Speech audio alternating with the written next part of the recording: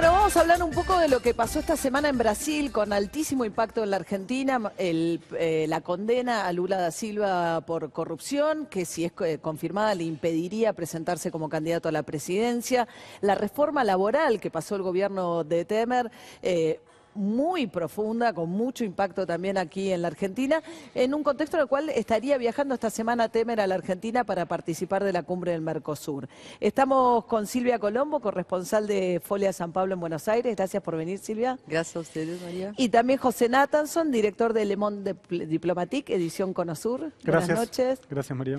Bueno, empecemos por la condena a Lula. Hay quienes dicen que el juez Moro no tiene ninguna evidencia para condenar a Lula y otros que dicen que hay suficiente evidencia de que una empresa constructora le pagó, le estaba por dar como dádiva un triplex. Bueno, como todo lo que pasa en Lava Jato desde el principio, la condena también es controversa, ¿no? Así como fue el impeachment, como fueron todos los episodios, hay gente que cree que debería ser así y gente que cree que no. En el caso de la condena en sí, los que defienden que la condena es justa es que hay una delación de un tipo de OAS que dice que sí... La constructora OAS. De la constructora, que sí Lula fue favorecido con ese departamento. Por otro lado, los que critican la condena dicen que no hay nada más que la palabra de este hombre, que es un delator.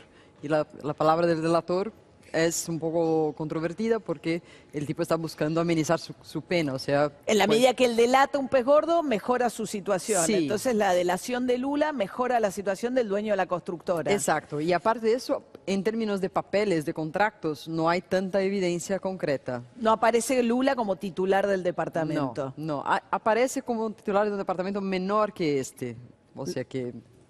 Ahora, también era un juez Moro que parecía, digamos, bastante poco cuestionado, al contrario, como un juez menor, digamos, de ciudad. Sí, juez federal de Paraná, digamos. De Paraná, que toma Brasil. una decisión muy valiente, empieza a tirar de una piola y exhibe toda la corrupción del sistema brasileño. Sí, a uno le da un poco la sensación, mirando las cosas desde aquí, que un poco se le fue de las manos la investigación.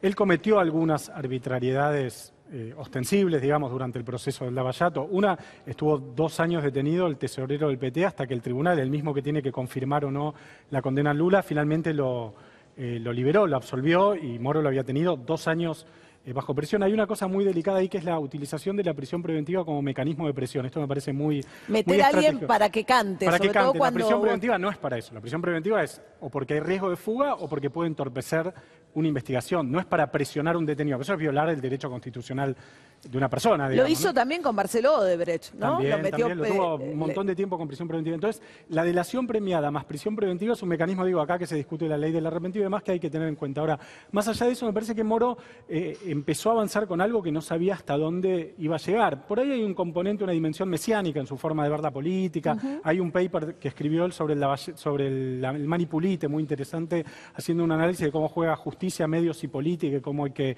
ir dosificando las informaciones y demás. Pero me parece que más que nada es algo que en un punto lo excede. Sí, lo Ahora, Brasil tiene un presidente también investigado. O sea, mientras tanto, Michel Temer está siendo investigado también. Sí, hasta el día que salió la condena de Lula, lo que más se hablaba en Brasil, en verdad, era otra cosa. Era la denuncia en contra de Temer, que presentó Janot, que la Comisión de Justicia la estaba analizando y se le entregó al Parlamento. El Parlamento ahora está en una situación muy difícil de distinguir qué es lo que va a hacer o no, porque Temer perdió mucho apoyo de muchos parlamentarios. Entonces, por muy pocos votos, logró derrumbar esta primera denuncia que hizo el Procurador General. Pero viene más. Ahora está más débil. Claro, bueno, además Lula sí. es candidato a la presidencia con mayor intención de voto. De confirmarse esta condena, quedaría fuera del juego electoral. Sí, si se confirma en segunda instancia por un tribunal colegiado, por lo que sería una Cámara Federal, antes de que se sucedan las elecciones, digamos, ¿no? Porque hay una ley en Brasil que se llama ficha limpia que impide a una persona condenada en segunda instancia a ser candidato. Ahora, más allá de eso, evidentemente, digo, si con todo esto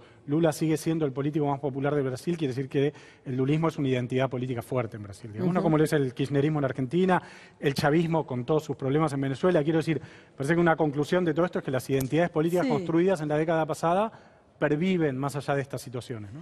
Ahora, ¿qué pasa con un presidente tan débil que pasa una reforma laboral tan profunda, ¿no? O sea, desde que empresarios pueden hacer acuerdos particulares en las fábricas por afuera de los convenios colectivos de trabajo, temas con las embarazadas, con las vacaciones, con las cantidades de horas trabajadas. Es una reforma laboral.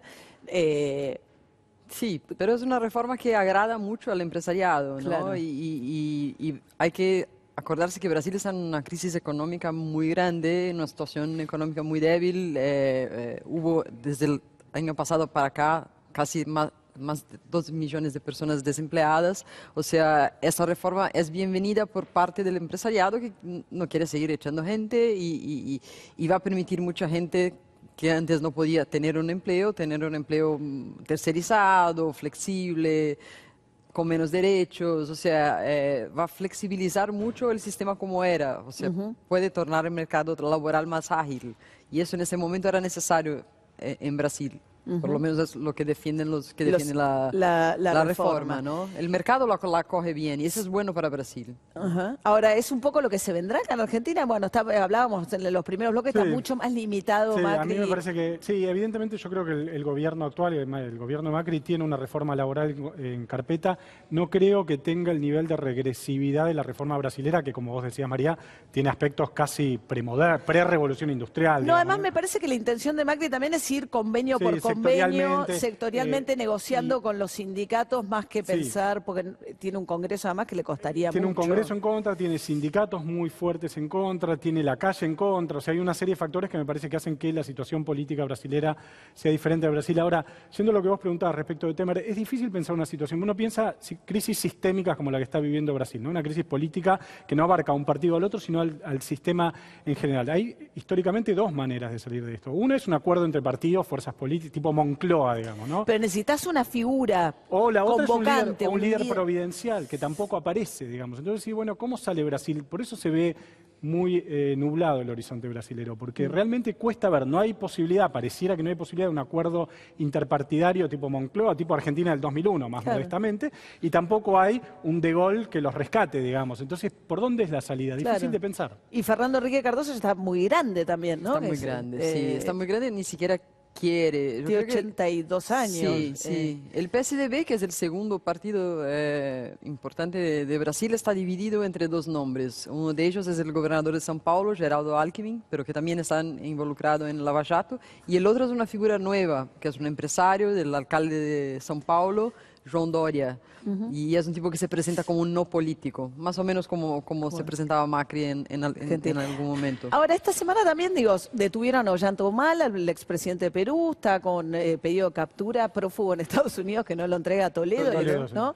Está esta situación de Brasil condenado Lula a 9 años, que si lo ratifican iría preso, no solamente no podría ser candidato. Sí. La expresidenta en Argentina enfrenta muchas causas judiciales y le gusta mirarse en ese espejo, ¿no? De alguna Sí. manera. Pero son procesos distintos, ¿los ves iguales? Yo los veo muy diferentes, digamos. Yo creo que hay cuotas hay elementos contundentes y hay elementos de arbitrariedad, me parece a mí, en todos los procesos. Ahora, me parece que son procesos diferentes. Lo de Humala, por ejemplo, es muy claro, o sea, hay una coima pagada, cobrada, es ostensible, digamos, no hay duda. En cambio, 3 millones de dólares le pagó Sí, Odebrecht, sí, ¿no? para hacer campaña a él y a la mujer, digamos. Las acusaciones de Bonadío contra Cristina tienen otro nivel de contundencia, me parece, digamos, el dólar futuro, por decir algo. Sí, Entonces, me salvo parece lo que hay- del tema patrimonial con Lázaro Báez, Sí, ¿no? enriquecimiento ilícito. Por eso digo, me parece que ahí hay que empezar a hilar más fino y no meter todo dentro de una bolsa. Pero yo creo que en el caso de Brasil y del Perú, de esas condenas específicas, ellos representan un monto muy pequeño de